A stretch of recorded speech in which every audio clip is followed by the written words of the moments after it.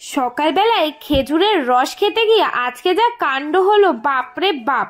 আর তারপরে আমি চলে এসেছিলাম ঢেকি করতে আর চলে এসেছিলাম পিঠে বানাতে। সো হে গাইস, আজকে আমি যাব ঢেকি পাড়াতে। হ্যাঁ, তোমরা ঠিকই শুনেছো, আজকে আমি যাব ঢেকি পাড়াতে। আর কিভাবে ঢেকি পাড়াতে হয় আমি তোমাদের সাথে সেটাই শেয়ার করব। তো সকালবেলা ঘুম থেকে উঠেই দেখো মামা, আমি আর সব বোনরা মিলে কিন্তু চলে গেছিলাম বাগানে। কি করতে গেছি তোমরা এখন দেখলেই বুঝতে পারবে। আমি কিন্তু এত ঠান্ডা তাই চাদর পরে নিয়েছি, সোয়েটার ওপর আবার চাদর পরেছি, মানে প্রচন্ড ঠান্ডা দিয়েছে আজকে। আর এই দেখো চলে এসেছি খেজুর গাছের এখানটাতে খেজুরের রস খেতে। এক হাঁড়ি পুরো রস জমেছে, দেখতেই পারছো কতটা পরিমাণে। রসটা কিভাবে পড়ছে দেখতে পাচ্ছ, এই যে ফোঁটা ফোঁটা করে সারাদিন রস পড়তেই থাকে। আর আমি তো ফোঁটাটা একটুখানি চেখে দেখছিলাম কেমন লাগে, ভীষণই মিষ্টি। এবার এটা ঘরে গিয়ে খাওয়ার পালা। আর আজকের এই রসটা হচ্ছে দ্বিতীয় কোটের রস না কি বলে, আগের দিনে ছিল প্রথম কোটার আর আজকে হচ্ছে দ্বিতীয় কোটার, মানে তারপরের দিন হয়ে যাবে তৃতীয় কোটা। তারপর থেকে মনে হয় আর রস খাওয়া যায় না, আবার নতুন করে কাটতে হয়। তো একটা গাছ থেকে আমাদের রস নেওয়া হয়ে গেছে আর মামা তাড়াতাড়ি করে দিদি ভাইয়ের কাছে দিয়েও চলে এসেছে। আর তারপরে আর একটা গাছে চলে এসেছে মামার রসটা পাড়তে। দেখো কি সুন্দরভাবে হাঁড়ি দেওয়া রয়েছে, ওই হাঁড়ির ভিতরেই টুপটুপ করে রস পড়তে থাকে, সারা রাতই লাগানো থাকে। তারপরে তো মামা পারতে পারছিল না, কারণ মামার কোলে বোন ছিল আর বোনকে তারপরে দিয়ে দিল মামির কোলে। আর এখানটাতে তো আমি পুরো একদম বুড়িদের মতো চাদর গায়ে দিয়ে থুরথুর করে কাঁপছিলাম, কারণ চারিদিকে এত কুয়াশা।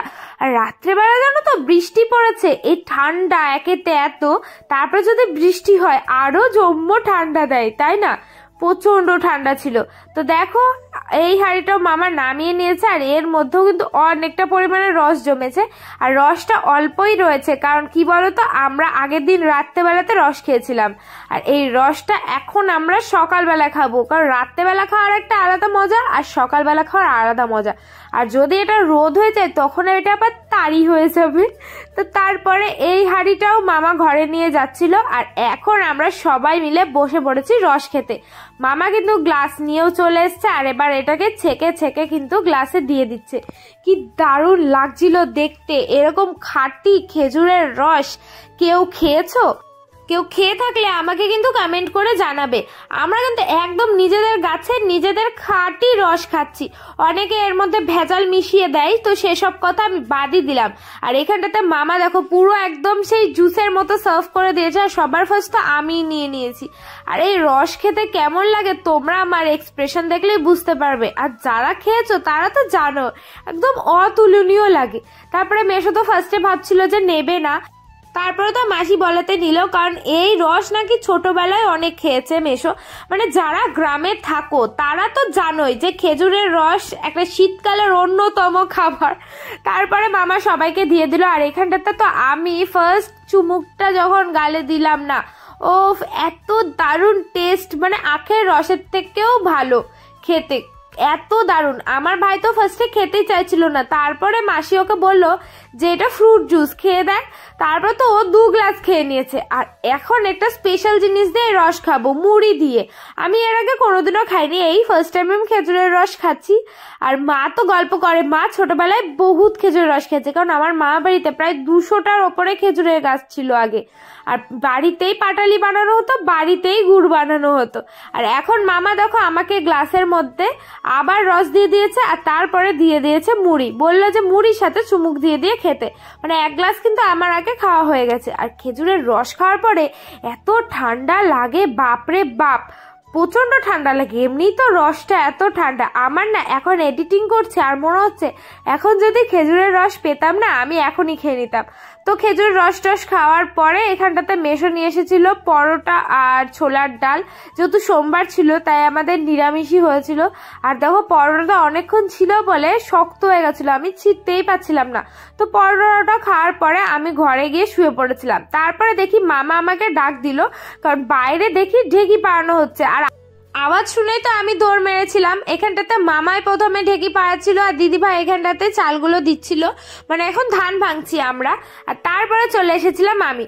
ছোটবেলায় না আমি এরকম একটু করে দিতাম আর পা ব্যথা হয়ে যেত, তারপরে চলে যেতাম। আর আজকেও আমি সেম কাজটাই করতে চলেছি। আমার যতক্ষণ ইচ্ছা হয়েছে ততক্ষণ আমি একটুখানি ঢেকি পাড়িয়েছি। কে কে এরকম আমার মতো ঢেকি পাড়িয়েছ অবশ্যই কমেন্টে কিন্তু জানাবে। আর এই ঢেকিতে চাল কুটলে যে এত সুন্দর পিঠে হয় সেটা কিন্তু আমাদের মেশিনে ভাঙানো চালের গুঁড়ির থেকে মানে অনেকটাই আলাদা। আর মিক্সিতে চালের গুঁড়ি যেগুলো গুঁড়ো করা হয় সেগুলো তো ফুলতেই চায় না পিঠে। তারপরে দেখো আমার ঢেকে কিন্তু পাড়ানো হয়ে গেছে। আর তারপরে আমি চলে এসেছি এই ধানগুলো ঝাড়তে।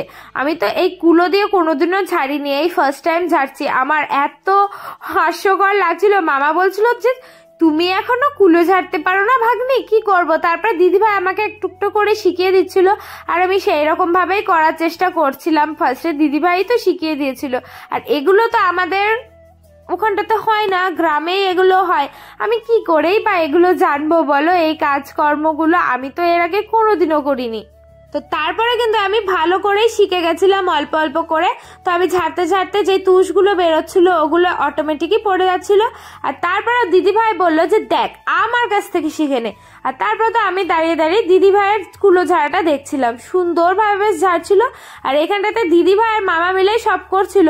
আর দেখি পাশে দাঁড়িয়ে মামি মোবাইলে ভিডিও করছে আর আমার মাসিও দাঁড়িয়ে রয়েছে।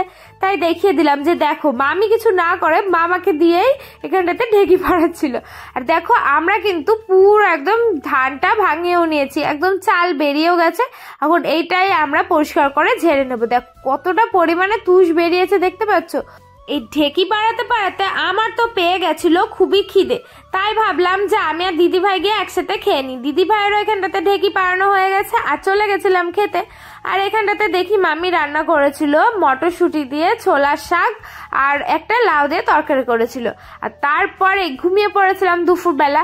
আর উঠে দেখি মামি তো এখানটাতে পিঠে বানাতে বসে গেছে। কখন যে চালের গুঁড়ো কোটা হয়ে গেছে আমি আর বুঝতেই পারিনি, মানে এত ঘুমিয়েছি। দেখো আমার চোখ মুখ ফুলে গেছে, দেখতেই পারছো যে ঠান্ডা ছিল, কম্বলের তলা থেকে তো আর উঠতে ইচ্ছা করছিল না। এখানটাতে বসে বসে গুড় দিয়ে তো আমি পিঠে খাচ্ছিলাম। তারপরে আমার শখ জাগলো যে আমি আজকে পিঠে বানাবো। তাই মামিকে উঠিয়ে দিয়েছি, লাস্টে 2 সরা আমিই বানাবো বলেছি। এগুলো কি পিঠে বলো তো? সাজ পিঠে বলে, অনেকে সরা পিঠে বলে।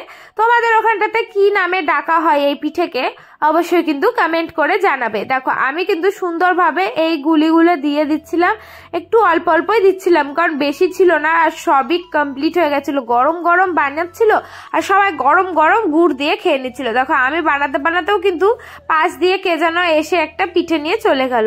তো আমি ফার্স্ট টাইম বানাচ্ছিলাম, ভীষণ এক্সাইটেড ছিলাম। এর আগে কোনোদিনও আমাকে এরকম ভাবে বানাতে দেয়নি।